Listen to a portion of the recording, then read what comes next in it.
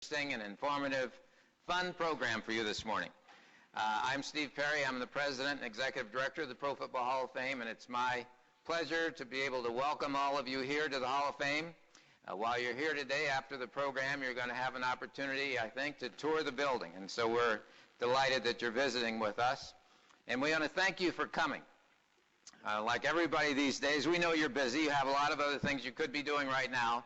We appreciate the fact that you had enough interest in the Pro Football Hall of Fame and enough interest in Hall of Famer Anthony Muñoz to come and be a part of this program today. I say it's going to be interesting and informative because this program is a part of the Hall of Fame's outreach initiative in the area of youth education. Now, everybody knows some of the main things that the Hall of Fame does, but some people might be surprised of what we try to do in the area of youth education with programs like this. You may know that one of the main purposes of the Hall of Fame is to recognize outstanding contributions by great players like Anthony Muñoz and coaches and other contributors to the game. And we recognize them with the enshrinement ceremony.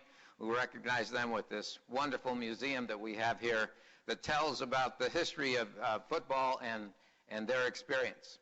The other thing we do, particularly in this building, is that we preserve the historical documents and artifacts of pro football, going all the way back to the beginning and then all the way up to last Sunday. But this educational outreach program, you might not know that the Hall of Fame is very involved in that. And the reason is, or at least one of the reasons is, that we believe that the very same skills and knowledge and personal characteristics that it takes to be a great football player, those are the same skills and personal characteristics that it takes to succeed in any endeavor in life. Whether you want to be an attorney, you want to be a physician, you want to be an athlete, whatever it is that is your dream or your goal, if you understand and use the techniques that athletes use, particularly team athletes like football athletes, that's a part of the key to your success. So Anthony has given of his time today to talk with us about his journey in life and how he got there, and use that as an example of what you might do in your own life to achieve your own goals. I'm going to, in a moment, or after Anthony says a few words here, I'm going to let everyone know what schools are represented here today, so we'll come back to that. But what I do want to mention at this point is that we have a number of people obviously here in our live audience.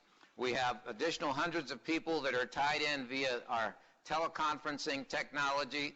And because we have this teleconferencing technology, we can reach many, many, many more students across Ohio and across the country.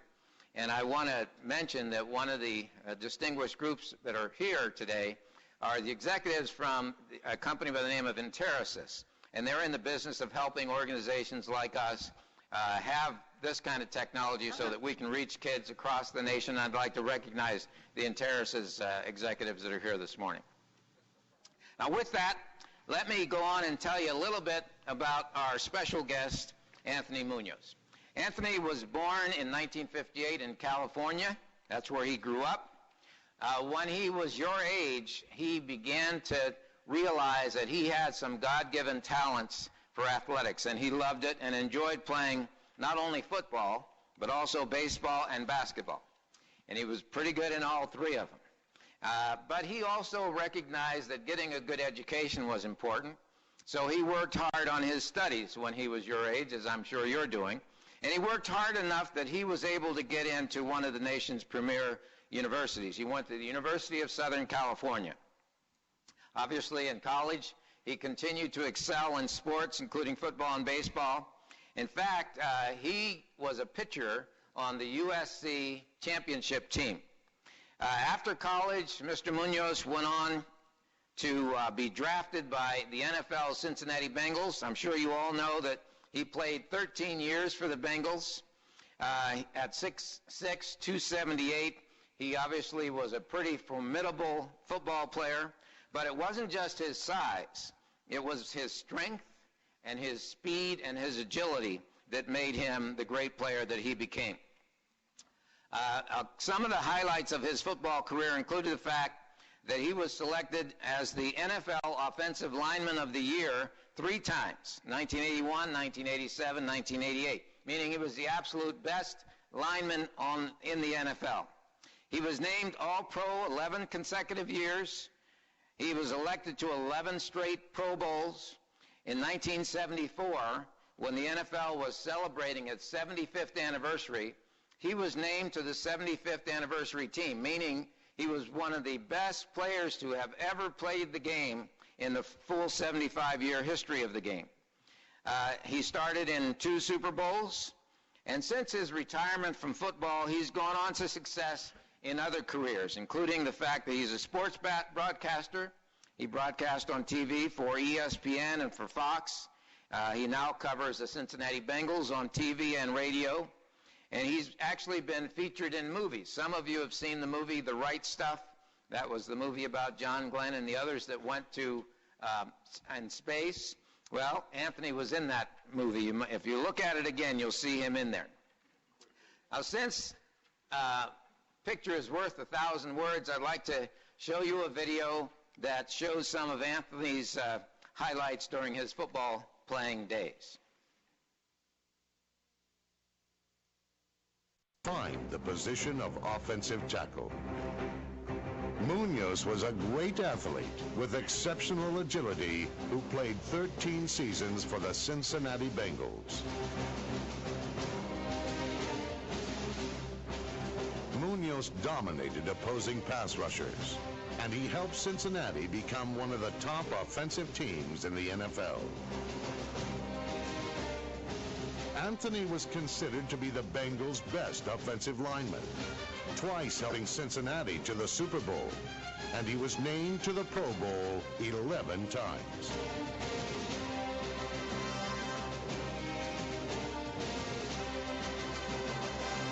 In 1994, he was named to the NFL's 75th anniversary team. Muñoz was also a deft receiver, catching 4 touchdowns as a tackle eligible.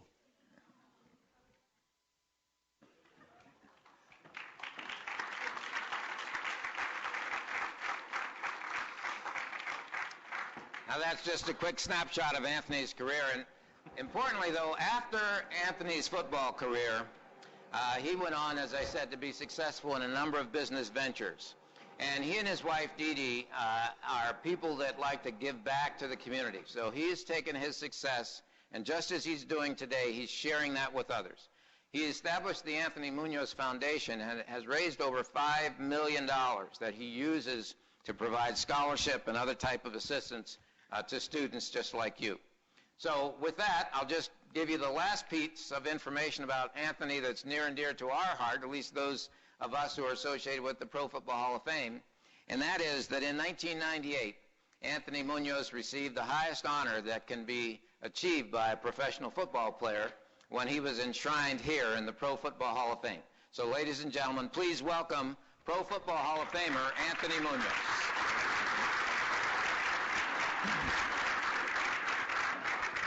Thank you, Steve. Good morning. Good morning. There you go. Okay. I don't want to say this, but the last group just blew the ceiling off this room when I said good morning. So, little challenge. Good morning. Good morning. I like it. I like it. No, it's a pleasure for me to be here this morning, and these are things that are dear to my heart. As Steve mentioned, I do have a foundation down in Cincinnati, and we do a lot of this with young people down in the Cincinnati area. So when the Hall of Fame mentioned to me that they were doing this and asked me if I would come up, I didn't hesitate, and I said, yes, I'll be part of it, because I really believe this is a very important component of life. And again, as I start out, I'm just going to say a few words before we start to get engaged and have a little dialogue, and that's what I love. A lot of times I speak, and I just kind of address a crowd and get a few minutes to interact with people, but this morning we get plenty of time to interact and give you opportunities to ask questions.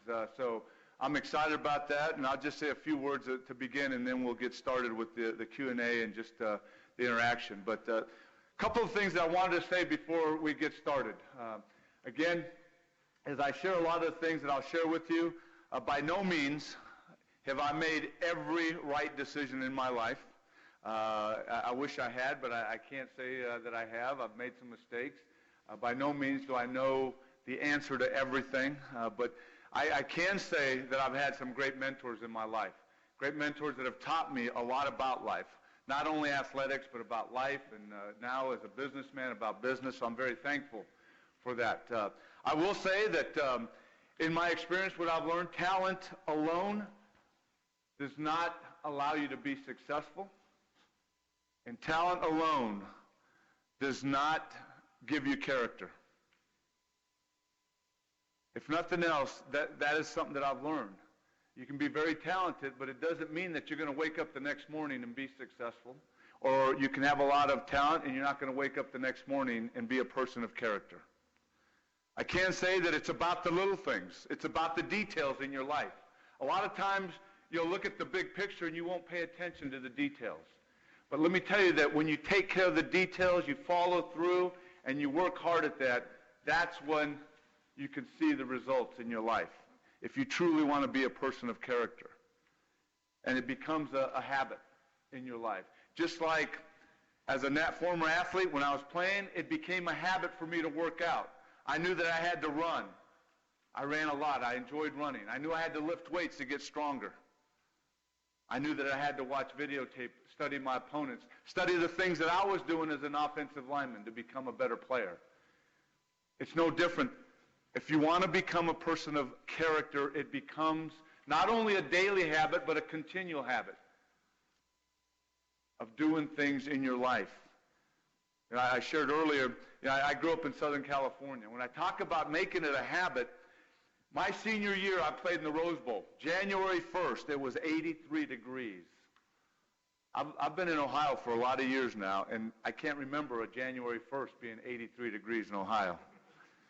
So January, February, March, for me when I was playing, were crucial months in my career because I had to train. I had to lift weights.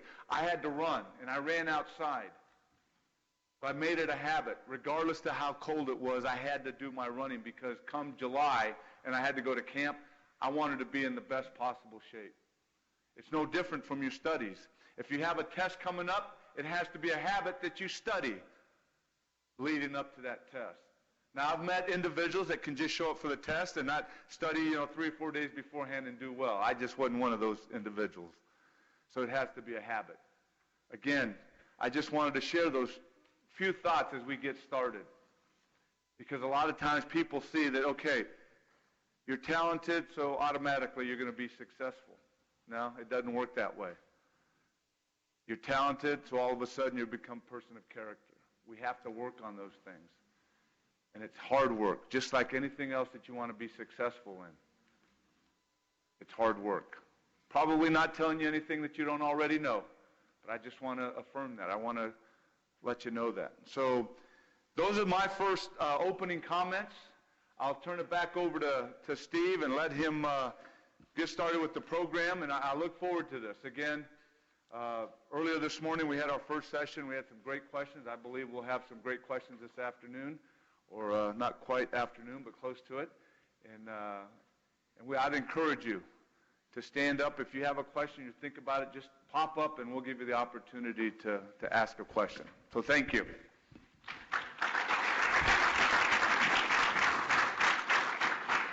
Thank you, Anthony. As Anthony said, he wants this to be a discussion, wants it to be a dialogue. So we make sure that we're talking about things that you want to talk about. Now, as we begin this session, what we need to do is let Anthony know who is here. And we have a number of schools in this audience, a number of schools on the video conference, and I'm going to call each school's name, and don't be too shy in giving out a little shout to let Anthony Muñoz see your school pride. I believe we have a group here from Campbell Memorial High School from Campbell, Ohio. All right. Now that's what I'm talking about. Yep, I like it. Now, is there anybody here from New Philadelphia High School? All right. Good. Even now we know everybody's awake after that one. For sure, including me.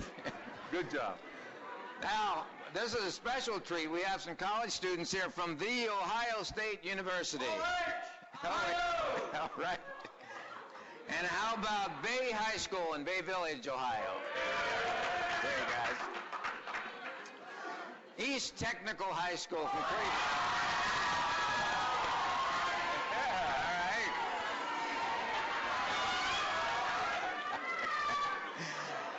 And there may be some students here from Springfield High School in Akron, Ohio. Springfield High School? Okay, guys. And I know there's a group from Warrensville Heights, Warrensville, Ohio. Okay. That's good. I like it. Now we have a number of schools that are tied in via the video conference, and let's see if we can hear from any of them. The first is Samsell Upper Elementary School in Parlin, New Jersey. Can you hear them? All right, they're there. Thank you. And we have students from Kings River Hardwick School in Hartford, Connecticut. Hartford, California. Whoa. Hanford, California. I can see them, I can't hear them. Then we have students from Westlake High School in Waldorf, Maryland. Good. There they are. We have students from Bozeman High School in Bozeman, Montana. Hi, Anthony. Hi, There you go. Hello. And we have students from Eureka Middle School in Eureka, Montana. Thank you. And lastly, we have students from Lorraine High School in Lorraine, Ohio. Okay. Well, as I was saying earlier, because of the magic of technology of the type that the Intersis folks provide, we're able to have this kind of program. Now, we've asked a number of you to provide us with questions, and we have some of those in advance. But I'd like to start by asking if there's a student in the room who would like to start off our session with a question before I go to these. And we have microphones that the volunteers will hand to you so that the people on the video conference can hear. So if I could have everyone's attention, please. And then this young man would like to ask Anthony a question. Go right ahead. All right, I'm Braylon from Camel. Over your career, I see that you got injuries and have injuries. How do you motivate yourself to keep going and know that you have a future still in the NFL? That's a great question. Did you hear his question? He talked about injuries and how you motivate yourself to overcome those injuries and continue to go. It's interesting you ask about the NFL career. I didn't miss a game until my 11th year because of an injury. But let's backtrack a little bit. And when I speak, a lot of people talk about the NFL career and the years I played and all the accolades. I went to school and played football at the University of Southern California. And in high school, I played football, basketball, and baseball. For 4 years, I went from sport to sport all 4 years and really didn't miss a game because of injury. But when I got to college, in the 4 years at USC, I had 3 knee operations. I only played 1 healthy season in college, not knowing if I was going to continue to play after college. But the thing that I learned growing up as a kid from coaches, my mom, was hard work. And knowing that you had to work hard in order to accomplish something. And that's really what carried me through the 4 years at USC. Especially my senior year, I got hurt in the second series, the first game. I missed the entire season. But I rehabbed in addition to going to school, homework, I was married, and then I got myself ready because in the 3 years prior to that, we had played in 2 Rose Bowls, and I hadn't played in one yet. And I wanted to play in a Rose Bowl with the guys that I entered school with. So my mindset was, let's get the leg back, and if I continue to play, fine. If not, at least I've exhibited great work ethic because of people teaching me. And so that I did. I rehabbed and I played in the Rose Bowl. That was the only game I played my senior year. And then I had the opportunity to go to the Bengals. So any other time I got hurt in the NFL, I'd already learned that and found some success by doing that. So it carried over the pros. And in the pros, I probably had, 8, 9 surgeries. So I had to rehab a lot, and I was able to rehab in the offseason and get ready for the regular season. And that carried over from what I was taught as a kid, high school, and college. So it just takes diligence, knowing that you have a task ahead of you and you got to follow through. Like I said, the details, you got to follow through and finish it. And I knew that I had to rehab and get myself ready. And it was my, one of the character traits is responsibility. It was my responsibility to accept that I gotten hurt and that I needed to work extremely hard So it was a matter of taking responsibility and doing that. Great. And I think you could read into that question. Now, probably a lot of us are not going to have 3 knee surgeries, but we have other adversities in our life. We have other times that we get disappointed or we lose. And what Anthony is talking about is how you overcome those, how you have the courage and the persistence to overcome an adversity, because all of us are going to experience them. He did, and you heard how he overcame them. Another question, anybody from any school, New Philadelphia, who would like to ask our next question? Don't be shy. There's a question back there. Gentleman has his hand up. Keith Jenkins from here in Camel. I just came to Camel a year ago, and I didn't even get to play. I'm a junior right now, and I didn't even get to play all like that. I started this year, never touched the weight set, and I was lost that I wasn't as strong as everybody else on the team, like my companions here. And I'm a lineman, so I just wanted to know what would be like a good routine to start off with to get stronger and be better than them. Well, it's not too late. So you're a junior right now? Yes. Okay. A couple examples. I played with a guy in the NFL. He played 16 years in the NFL, probably one of the best offensive linemen I'd ever seen play, and I played 10 years with him. He started playing football his senior year in high school. All I would say is that if you really love the game and want to get up to their level, is it can be done from now until the beginning of next year. It's just going to be, again, say, okay, it's my responsibility. I don't need someone to constantly remind me to get in the weight room when it's weight room time. It's to go in, and when you're in there, work as hard as you can and make sure you do it the right way and eat the right foods, but it can be done. It's just a matter of how much time and effort are you willing to put into it. And it's really no different than when I had surgery in January, and then 5 months later I had to be ready for minicamp. It was a matter of getting in there and doing all my rehabilitation exercises and then getting in the weight room and getting the strength back up to where it was. And that's what you have to do. You have to just put it in your mind and say, I can get to their level when we get ready for camp. And you can't, it's not going to happen in 1 day or 2 days. Again, it's going to be a period of time, but you do have plenty of time. It's just, getting with your strength coach and getting a program and saying, okay, I have to, in addition to all my other obligations and all my other responsibilities, I have to do this, and I want to do it. It's a matter if you want to do it or not. It can be done. I would encourage you, if you want to do it, you can do it. All right? Great, thank you. There's a question, young lady in the back.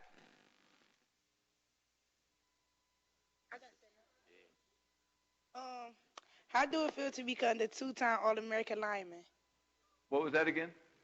How do it feel to become the 2-time All-American lineman? Okay, you know what? Accolades and awards are nice, but I learned at a very young age that I play a team sport.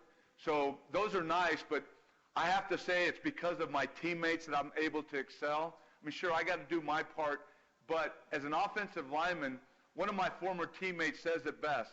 You have 5 offensive linemen on a team, and it's like a fist. If you have, like, let's say 4 linemen, but you don't have that 5th one wrapped around, it's only as strong as the guys. So he says it great. When you have a fist, if you have all 5 fingers wrapped together, you're going to have a pretty strong fist. To me, it's the same way with an offensive line. You need all 5 guys to be coordinated together in what you're doing. So to be a 2-time All-American, I mean, it's a great honor, and I'm very thrilled. But I also have to look at the guys that I played with at USC that gave me the opportunity in the short time that I played. Just one example. My last year at USC, the 5 offensive linemen that I started with in the Rose Bowl, 4 of the 5 guys were number 1 picks in the NFL, and I believe all 4 guys played at least 10 years in the NFL. So I played with some great guys. No, I'm, especially going back to my days at USC, that was very limited on the playing field. To be a 2-time All-American, I'm very thankful. It's pretty exciting. Now let me take a question from one of the schools that are tied in by video conference. This question is from Eureka Middle School, and Elena Sullivan asked, what was your hardest challenge that you faced during your pro career? Other than the guys I played against every Sunday, It's probably I think it was my 12th year in the league. I think it was week 14, and we're making a playoff run. And I actually wasn't, because once you go to camp, your body aches anyway. There's a difference between soreness and playing with pain or an injury. Actually, the last 2 weeks of my season that year, which was like my 11th season, I damaged my left rotator cuff. But I played the last 2 regular season games and the 2 playoff games I knew I had to have surgery after the season. That was probably the toughest part, is wanting to be part of that, but still being part of it and playing at a high level, but with an injury. And that was tough, but, you know, I had the support from the doctors and the other guys, and I did it. And so, you know, I joke about maybe every Sunday I played against, that was tough, because I played against some great guys. But physically, that was probably the toughest thing I went through in the NFL. Okay. Is there another hand up on this side of the room? Anyone? Young lady up front has a question.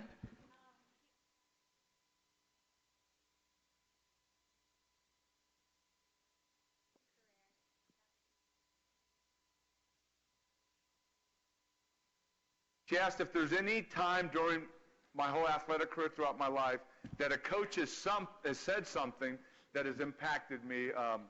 Yeah, I'd have to say there is. And really, it's a gentleman that I met when I was about 7 years old. He was new into our community.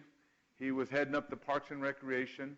I met him when I was 7, and then 8 years later, I started for him at third base for 3 years in high school. He was my varsity baseball coach. And I still have a close relationship with him now, you know, some 47 years later. And he gave me a lot of great baseball knowledge, a lot of athletic knowledge, but he gave not only myself, but a lot of the young men that played with him, he gave us character, what I call nuggets of character, how to do things correctly. And that's how he lived his life, that's how he coached. He really emphasized playing the game and living life with character and doing it the right way, hard work, a person of integrity, and that's what he still exhibits now as an older gentleman. So that was at a very young age. I didn't, you know, at a young age you don't realize how important those things are, but as you get older and you look back to what he was teaching us, I'm very thankful that Jim's in my life, and he's still in our lives. And like I said, my wife and I and our family have a great relationship with him and his wife, Cheryl. I would say that's one coach out of many coaches that really had an impact. And maybe another coach, I think it was my senior year in high school, and I was right in the middle of basketball practice, and I don't have a problem speaking, but I'm not a great writer, and I was taking an advanced comp class and not doing very well in it. And during a basketball practice, my assistant baseball coach walked in. It was Jim's assistant, and he pulled me aside and basically laid it on the line. That was the one class I wasn't doing well, and he said if I didn't get that grade up, that I'd have to face some consequences and maybe have to sit out early in the baseball season. And I didn't want to do that. And so I went and I buckled down, and I did better in that class. And it's just a matter of putting your mind to it. And there's times where you might not have the confidence that you can do something, but if you really put your mind to it and do it, you can do it. And I had to do that in that advanced comp class. So my assistant baseball coach, when he told me that senior year, I realized if I had something that I loved to do, I better take care of the other things in my life in order that allowed me to do those things. So that was very impactful also. Is there another question in the room? Oh, there's a gentleman right here.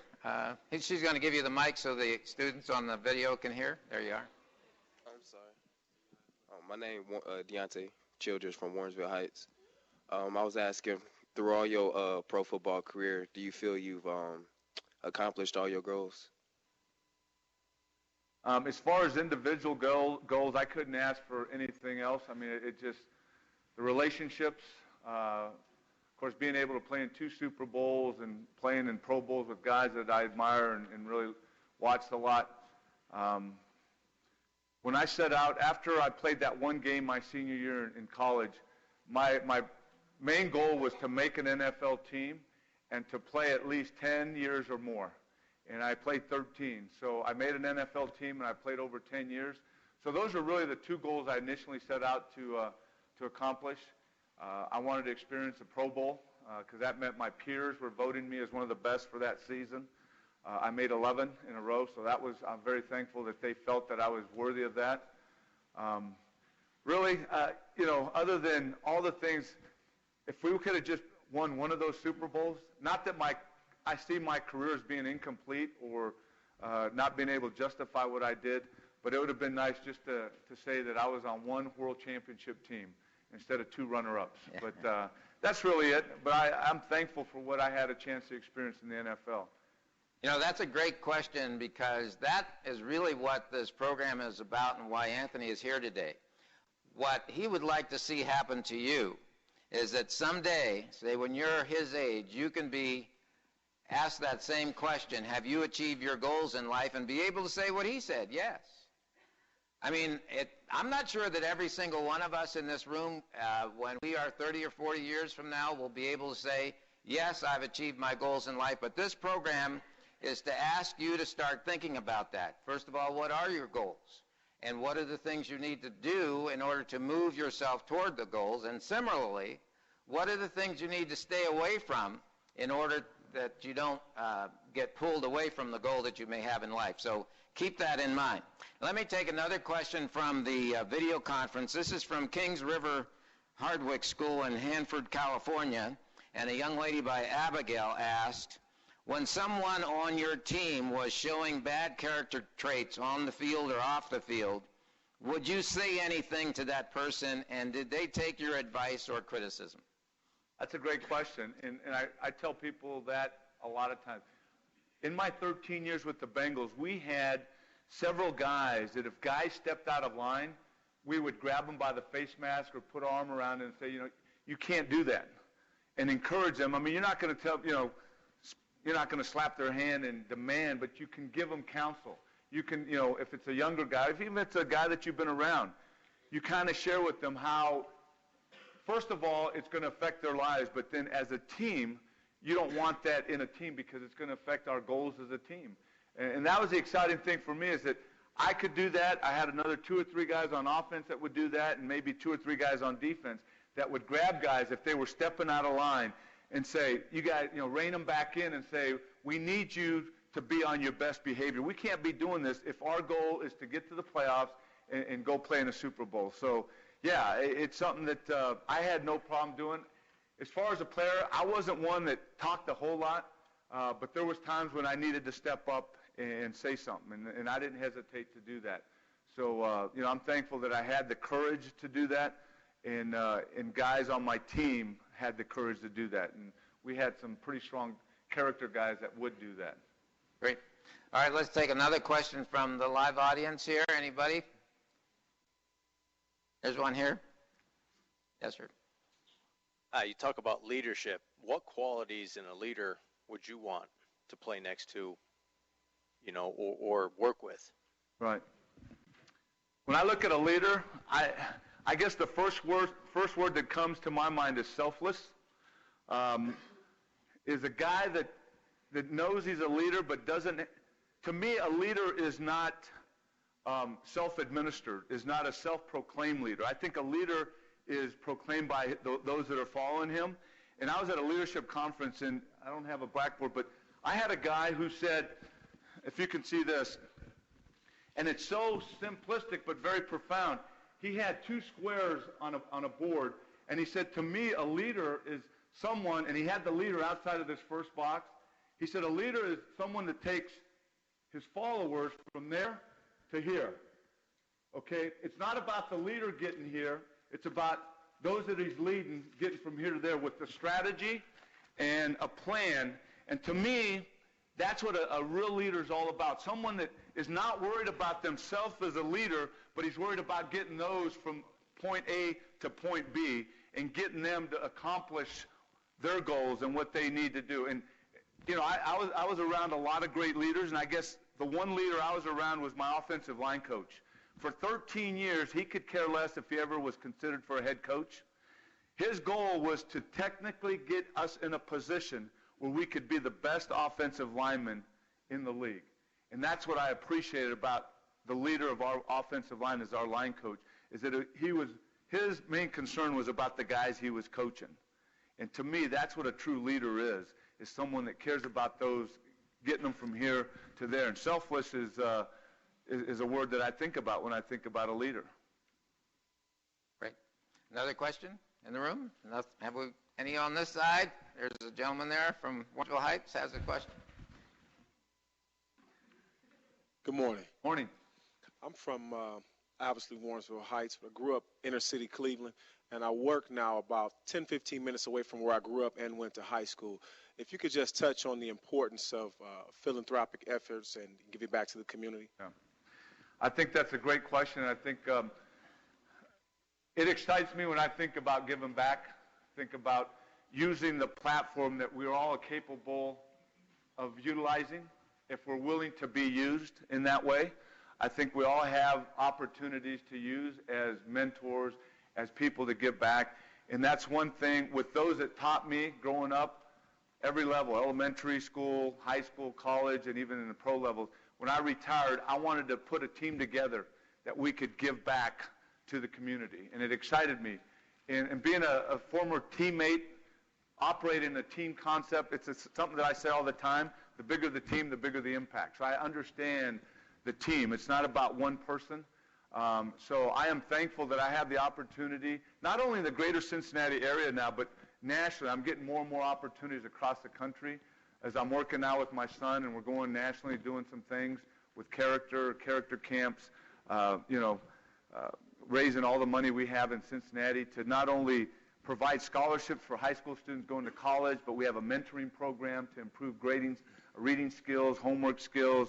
We have overnight character camps where we utilize football as a platform, but we're only teaching 55 to 60% of football during this time. And the other time we're teaching character traits, team building, and what it means to give back. We have a leadership seminar where we're bringing in speakers similar to this, talking about what it means to be a person of character, what it means to be a leader, and then sending the 1,500 students back into the community to initiate and put together community service projects, to really give them a taste of what it means to give back. And then, of course, we give out 23 scholarships to encourage young people, because there's a lot of talented young people. Sometimes we just need some assistance to move from high school to college. And if we can provide a scholarship where it'll help part of the, their expenses in college, we're a part of that, process. So I love doing that. And, I don't do it to be recognized. I'd rather fly under the radar just knowing that we help kids that come back and help our foundation. So I am thrilled that we have our foundation. I'm thrilled to be part of this. That may be something that Steve says and myself say during this session, that you can go back and it has an impact on your life to say, you know what, I had some questions about my abilities, but if I do this, I can utilize the gifts that I've been given and I can move forward and accomplish things. So the philanthropic and the giving back, to me, I feel it as a privilege, but I really look at it as a responsibility and being obedient for myself to do that. So I get excited about it, and I can tell you that I'm there full time with our foundation. I have a great 3 staff, and hopefully I can bring a lot. And I don't look to get paid because it's a passion of mine, and I don't get paid. It's just something that I love doing. I'd encourage you all, and you're not too young to get involved, high school students. Like I said, we have 100 high schools that we have at our leadership seminar, and it's fun for me. They go back and they put together community service projects, and they're out there doing everything from mentoring to rebuilding playgrounds. And one thing, as I wrap up this part of the question, is the school that I picked last year, and I give money for this school to use something in their school.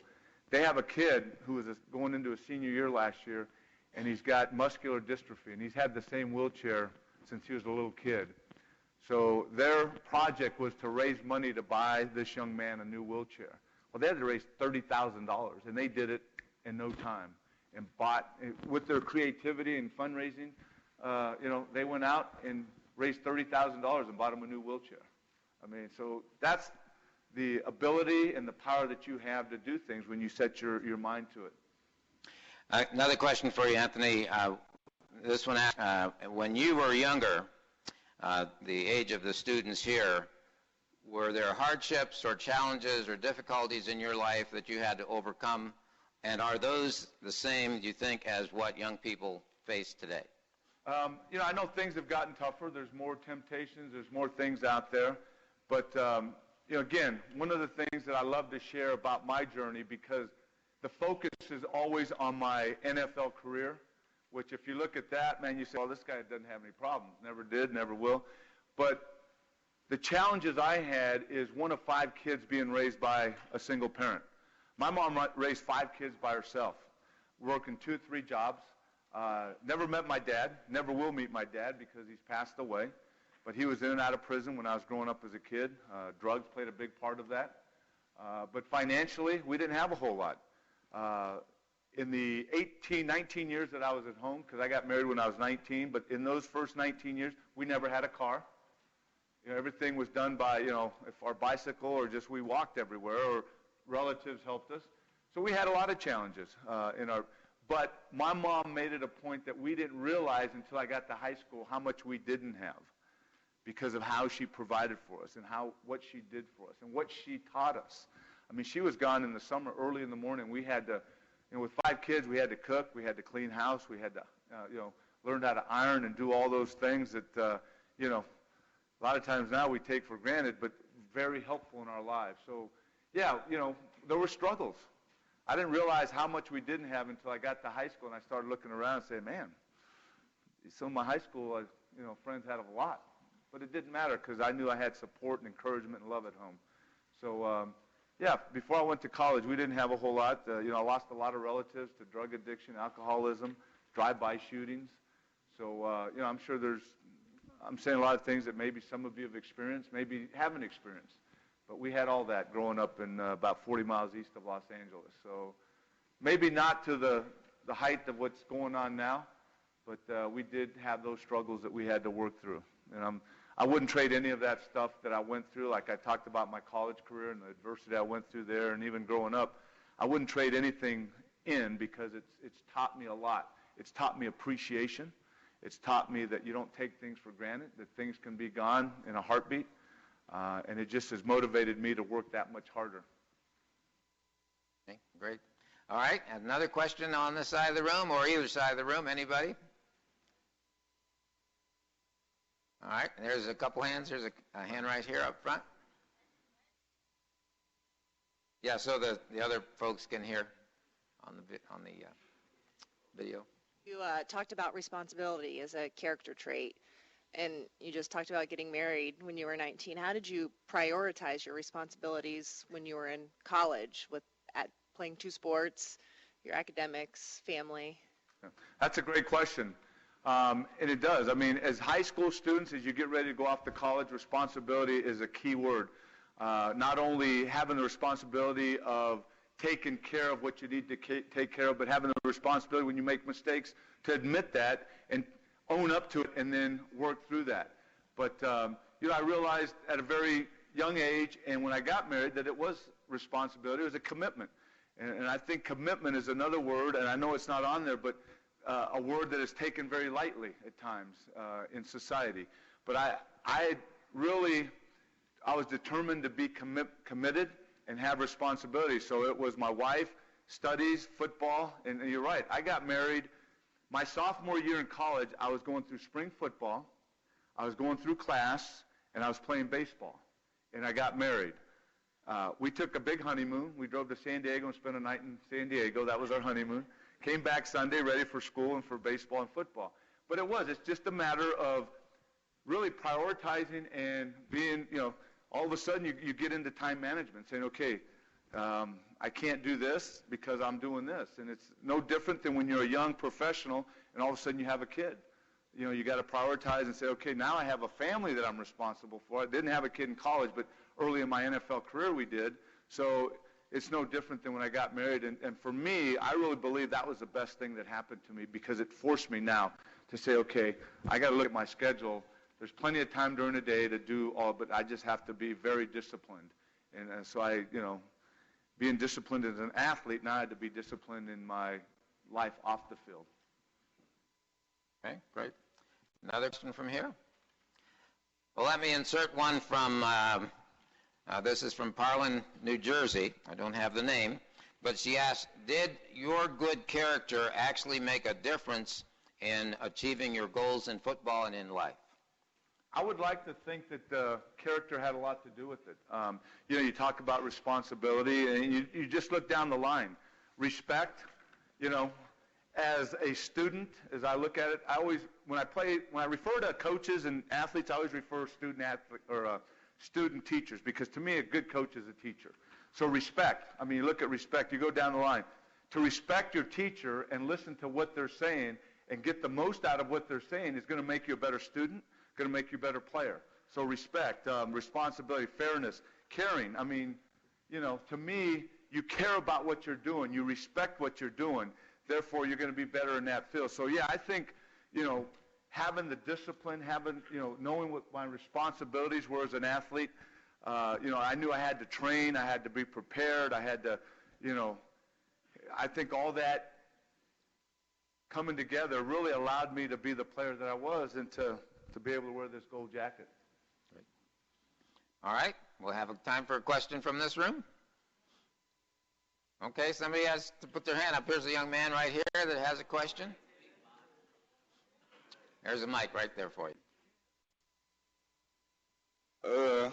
I'm a senior at Warrensville. I play football. I'd like to know, how was your journey to college and the NFL in your career playing, like your challenges and what you had to go through? Going from each level? Yeah. Well, first of all, from high school to college, I mean, I don't know about you, but in high school, even though my mom had responsibilities, she would wake us up, she would make breakfast for us before she would go to work. In college, and all of a sudden you go to college, you don't have somebody there that's shaking you to wake up, and then if you snooze another 10 minutes, they shake you again, and have your breakfast set for you. I mean, now you got the responsibilities to do things on your own, like I shared about being married. You got to take the responsibility and know, okay, I have this at this time, I have to be there, I can't be late. I got this class, I got this practice, I have this meeting before practice. Then all of a sudden you get from college to the pros, now it's your job. I mean, it's pretty much your job in college, but now you have to support yourself because you're not getting anything paid for like you did in college. You're not getting your books, your tuition, like I did, had the opportunity to. Now it's your job, you're working. Now it depends. In college, if you're not performing that well, you know that you still have your scholarship for 4 years. In the NFL, if you don't perform well your second year, you might not have that third year salary because they can let you go, and then your salary. So now you're providing for a family. If you get married, then you start having kids. So it becomes your profession. It becomes something that you better work out every day. You better study tape every day. You better do this in preparation for the upcoming season because you want to be able to play and continue to support yourself and your family. So there's some similarities, but there's some big differences. And what that answer means to me in part is that what all of us need to learn to do, and especially young people, need to focus on managing your time. It's a finite commodity. You only have so many hours in the day. And if you want to get the best results, then you need to use every minute, every hour in a wise way. And the good way to do that is to think about, how am I going to spend this day? What am I going to do next Tuesday? And that will cause you, as Anthony is saying, to get the best results because you're putting your time in a way that's managed. We have another question I'd like to... Can I add one? Yes, sure. Real quick. I had the opportunity, my first 4 years with the Cincinnati Bengals, my head coach is actually another Hall of Famer. And he played the same position, Forrest Gregg, played with the Green Bay Packers. And along those lines, we would come into camp, and hopefully we're all into shape, and he would say, guys, just give me 7 months. He says, just give me a 7-month commitment to start the season, hopefully get in the playoffs and go to the Super Bowl. And then you have, 5-6 months, however long, in the off season to do your workouts, and you can go vacation here, do this or do that. But just give me that 7 months of time and effort and focus and dedication to get done what we need to during the season. So again, time management, commitment of really trying to be successful. Great. All right. Is there another question in the room? Warrensville Heights has asked several questions. What about, there's one here. Gentleman in the blue. Second question. With time management, in high school, players are told what to do, when to do it, same with college. In the pros, how much responsibility did the players have to make sure they were doing their homework, studying up? Were there any tests that they had to take? And did you know who was studying, who wasn't? Well, I mean, it became obvious on the field who was and who wasn't. They weren't around very long. I tell people in my 13 years in the NFL, I saw guys come and go, and you look at them physically, and you say, man, these guys are going to last forever. But because they didn't have the discipline or the mental capability, they didn't last very long. The sad thing, well, not sad thing, but the thing about it, you're still pretty much on a regimented schedule in the NFL. It's just a matter now, you have the extra time to do the extra on your own now. And that's really where you see the difference. The guys that are studying outside of the allotted time that we are supposed to be there within the structure of the organization. We might have to be there at 8 and we're done at 4. The guys that it becomes obvious that are putting in more, they might be there at 6:30 and they might leave at 5:36. And it does, you can tell the difference. The same way you can tell a difference from the guys that get there at 1:50 to 9, if we have to be there at 9, and as soon as that clock hits 5 or 4, they're gone. And you know that those guys that are the guys that are struggling to really grasp what it means to be a true professional.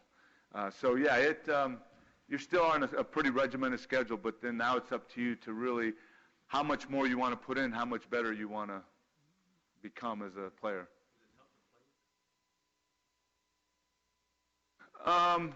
Well, one good thing is they're probably not going to be playing with you that long, so you'll get guys that are going to be committed. So hopefully, you know, again, that's where the whole leadership by example comes into play. I mean, they can, you know, they'll see you doing that extra, and they'll say, well, you know, James Brooks was an all-pro, and he's running a couple miles after practice. Maybe because he's doing that, it makes you a better player. Or, you know, on Monday after our film session, our weight session, and the running we had to do as a team, Rodney Holman, the tight end, Brooks, and Muñoz are running a couple extra miles. Why are they doing that? Well, you know, they've been to the last 2 or 3 Pro Bowls. Maybe I need to do that. So, you know, those are the things hopefully you don't have to verbalize, but you can do physically, and that you know, you can be an influence on other guys. Great. Is there another question on the room for Anthony? Anybody on this side? All right, let me take one for the list while you guys are thinking about your next question. This is from, well, this young lady's probably here. Is Caitlin Crabtree in the room? All right. Well, your question was, what were some of the best memories you had with your team? Is that about what, right? Okay. With your coaches or your teammates, your best memories. A lot of memories. Established a lot of great friendships. I mean, anytime you spend 5 to 10 years, you know, in the camp setting, I mean, you're basically locked up for a month, going through, you know, 2 practices a day, meetings until 10:30, 11 at night. You're traveling together. You're staying together. You establish some pretty good relationships. So I'd probably say that that's probably one of the top things that I came out of with the NFL, you know, my experience in the NFL. Of course, you know, you always remember certain games that, you know, AFC Championship game before our first Super Bowl. I mean, we played that game in Cincinnati, Ohio, in 59 below 0 to beat the Chargers to go to Super Bowl 16. You know, so that's always going to be a great memory. The following Super Bowl, we also played all our playoff games at home. We beat the Buffalo Bills at home. Anytime you get a chance to really play at home for your fans is exciting. But you know, as an offensive lineman, catching a touchdown pass against the Cleveland Browns, you know, was great. Tying them up and beating them in overtime because you catch a touchdown, you know, that was a memory I always remember. So, yeah, so I mean, there's a lot of memories that you come away with when you play 13 years in the NFL. Great. Now, is Lauren Amstutz in the room? Because there's a question from her as well. Do you want to give your question, or should I, Lauren? There's a mic right here, Lauren. You can... What Lauren asked was, what character qualities do you feel you have gained through your experiences playing football? Well, you know, I talked a lot about responsibility. That's definitely one, but respect. Respecting, you know, you learn to respect the history of the game. You learn to respect the guys you're playing with. You know, so respect is something that I really got a better appreciation for when you really familiarize yourself with the history of the game. And this is a great place I mean, I love this place, and now that I'm a member of it, you get to be around not only in here with the information, but now I get to be around guys that played way before I did. You know, I heard all about George Papa Bear Hallis and Paul Brown, who was our owner. Well, now I'm around guys that played for those guys. I've heard about Vince Lombardi. I am around guys that played for Vince Lombardi. So the respect that you have for individuals in the game, I think that's one thing that through my NFL career, I had a lot of respect when I went into the game, but it's even grown more in my years that I spent playing the game and even now that I've retired from the game. Well, Anthony, I know that you still keep in touch with pro football. Would you say that the current players approach the game the way that you did and players of your era? You know, it's hard to really make an accurate assessment because I'm not in there every day, so I can just go by from what I see. I think for the most part, there's still a lot of guys that have that great work ethic and really get after it and are there. But I think as I look into the game now, I think because of the elevated athleticism, I think maybe the technical part of the game isn't where it was at one point because they can do so many things athletically. So that's one area because I'm so into technique. I mean, not only in athletics, but in everything I do, I'm looking at technique. So I don't see that where it was at one time, but I still think the guys are amazing. I still love watching it, the game. I still think it's and I always say this, and I respect all the other team sports, but I think football is the greatest team sport that's in this world because of several reasons. The diversity that a team has in trying to accomplish a goal. I mean, you can have a big, slow guy like me, and you can have a fast guy like a defensive back, running back, wide receiver on the same field trying to accomplish the same goal. You can get a guy that benches 500 pounds or a guy that benches 300, and they're on the same field trying to accomplish the same goal. You have a lot of different backgrounds, guys from different economic, social backgrounds that are working together to accomplish the same goal. So I think it's a great game, and I mean, I'm thankful I had a chance to experience that. Well, if I could interject another point, I believe that football, as Anthony just illustrated, is a sport that brings people of different skill levels, different backgrounds, different race, different ethnicity together and causes them to work together toward a common goal. At that point, it doesn't matter whether you're white, you're black, you're Hispanic.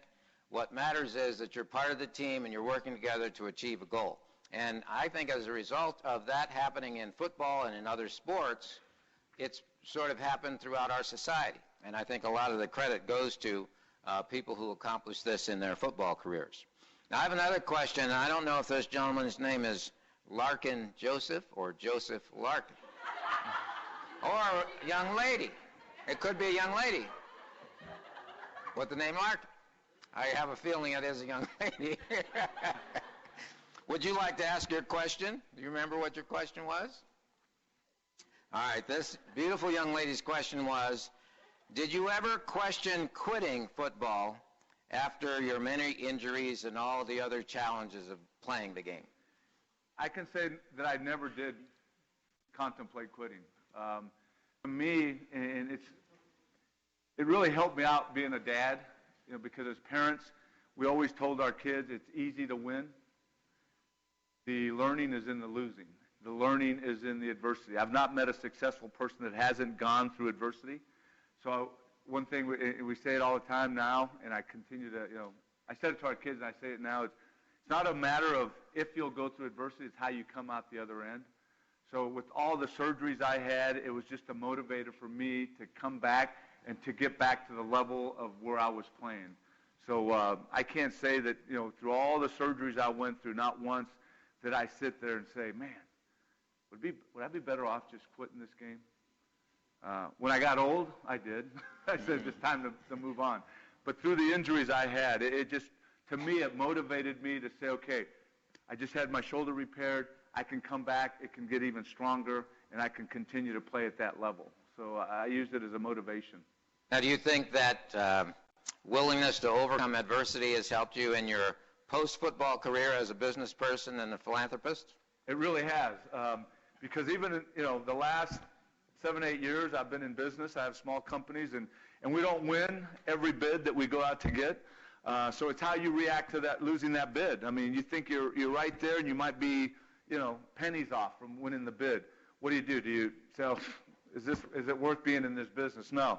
You say, okay, give me feedback. What do we need to do? And then hopefully I'll become a better leader of our company and say, okay, here's what we have to do to win this bid next time. Let's learn from this loss.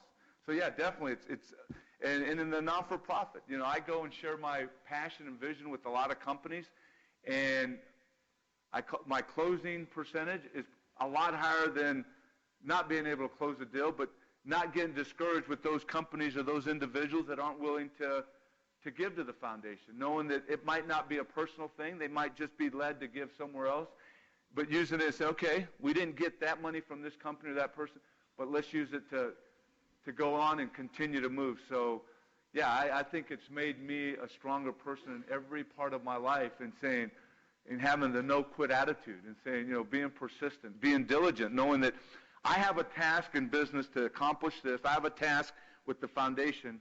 Now it's a matter of following through, making sure again, going back to what I said earlier, making sure I take care of all the details, all the small things, and then really working forward to getting that money for the foundation. Next time, winning that bid with the certain company that we're selling product to. All right. I have another good question here from someone, don't have a name, from Campbell Memorial High School, and it asks, as a young person, their age, did you have to face bullies or other people that were trying to push you in a direction that you really didn't want to go, and how did you deal with that? As a 6'6", 280-pound high school student, I really didn't face that a whole lot. But the fun thing for me, and as a dad, I heard this indirectly from a parent at my son's high school. My son was even bigger than me. As a freshman, he was 6'5", 265. And we heard from parents, and the point I'm making is that this is what I enjoyed doing in high school, is being a protector. And I was very shy, very quiet, but when people needed help, I really felt God gave me that helping spirit back in high school. The point I want to make is that when my son was a senior in high school, I had some parents of a smaller kid at his high school come up to us, to my wife and I, and say, we really appreciate your son. Our son probably would have not lasted at an all-boys school if it wasn't for Michael really sticking up for him and protecting him for some kids that were starting to bully him. So that's another thing that I'd encourage you, to not be part of that, but if you see that, to have the courage to stand up for those that are being bullied, because you can have an impact and you can have an influence on those that might think it's funny, might think it's, just a joke to bully some individuals. So, but again, I know I've shared more than the question, but I really didn't have that problem in high school because I think the next biggest kid was about 200 pounds in high school. So I'm thankful that I wasn't bullied, but I am thankful I had a chance to help some of those that were being bullied. Great. All right. You have another opportunity to ask a question. Right over here. Young lady, well, a couple, okay. And then choose next. I was just wondering who was one of the greatest players you ever played against, or any team that you ever played against in your career? Wow. Who was the greatest player I ever played? Probably the best. At left tackle, I could probably give you the schedule every year I played and say, okay, the starting defensive then was one of the best. But there's three guys I usually mention when that question is asked to me, and all three are in the Hall of Fame. Bruce Smith, who played with the Buffalo Bills, Leroy Selman, who played with the Tampa Bay Buccaneers, and Fred Dean, who played with I first played against him with the Chargers and then with the San Francisco 49ers. And they're probably three of the best that I ever played against. Bruce Smith might be the best that I played against. I mean, against the pass, run, smart, fast, quick, strong. He only played 19 years in the NFL. But the fun thing for me, and I'll expand on that, the fun thing for me in my career, when I started in the NFL, I would see a defensive lineman the entire time.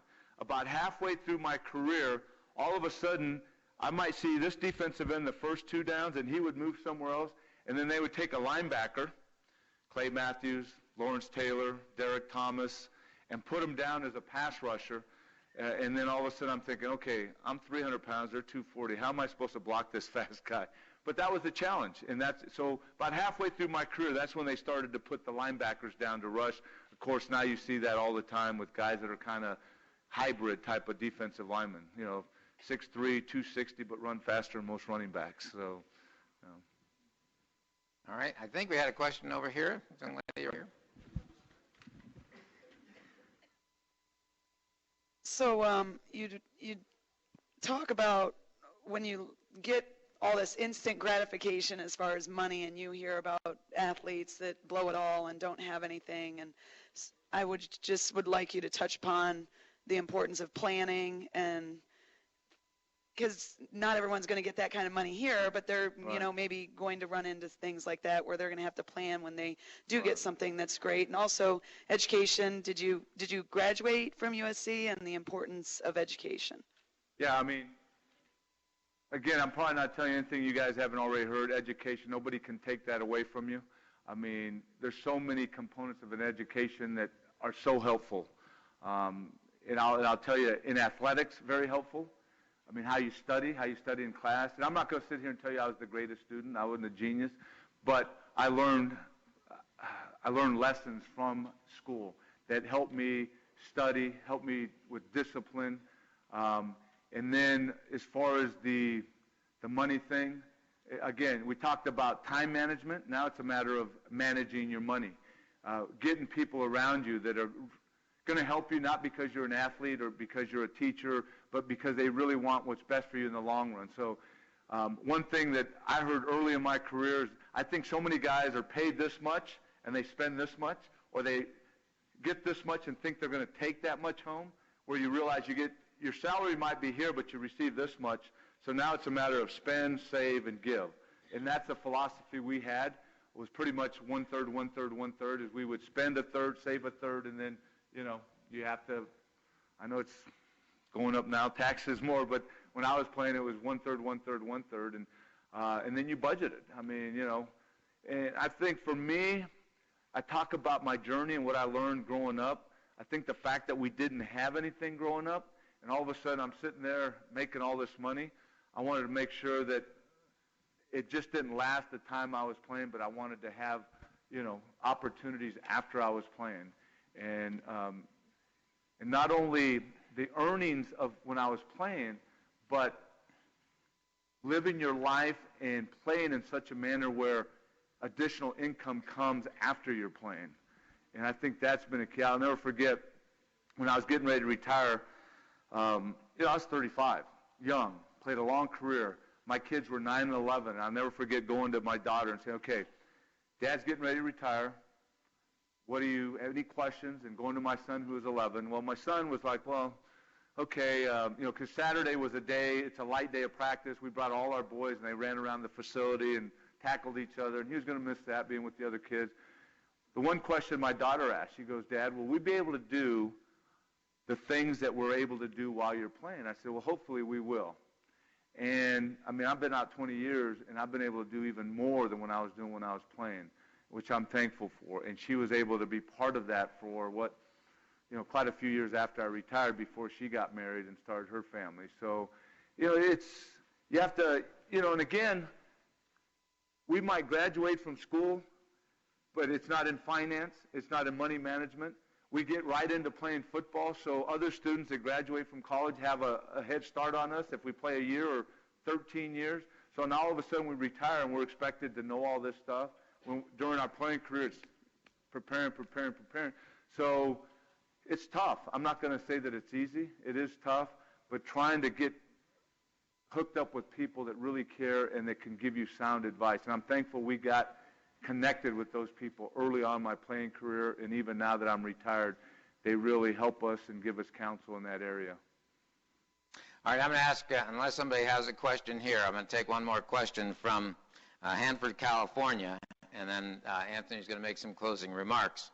But this student, and I think the name is Chris, it says, considering all your experiences on and off the football field, what do you consider your greatest achievement in life?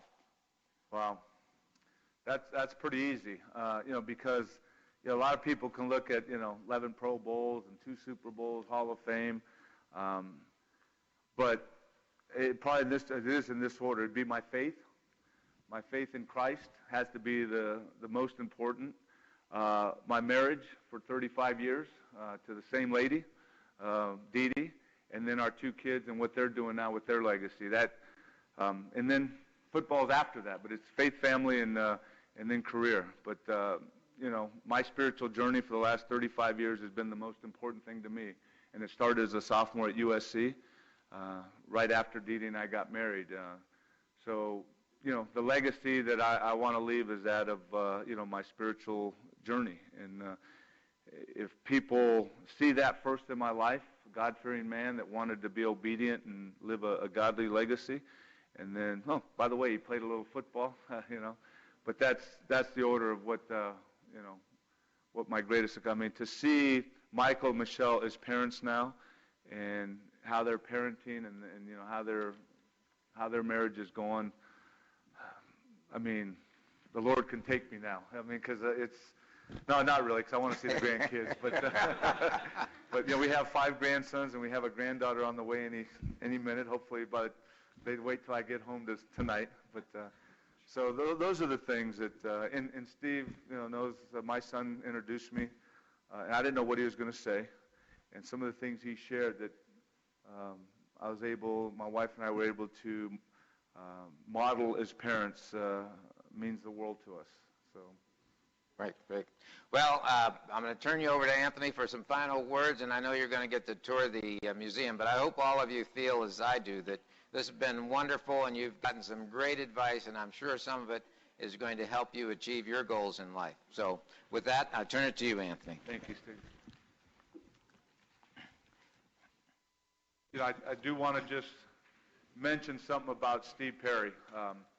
I've been involved in a lot of years of team sports. I've had some great leaders of our teams. I mentioned one, Forrest Gregg, my college coach, John Robinson at USC, and of course I played under Paul Brown with the Bengals, some great leaders. And that's one thing that, I talked about respecting the game and respecting this facility and the history that's included here is we are very blessed to have a great leader here at the Hall of Fame, and Stephen Perry is the Executive Director, President of the Pro Football Hall of Fame. And so I appreciate Steve and his staff who you see running around, and if you get a chance to meet some of the staff, you'll truly enjoy the work they're doing. But let's hear it for Steve Perry and his great leadership.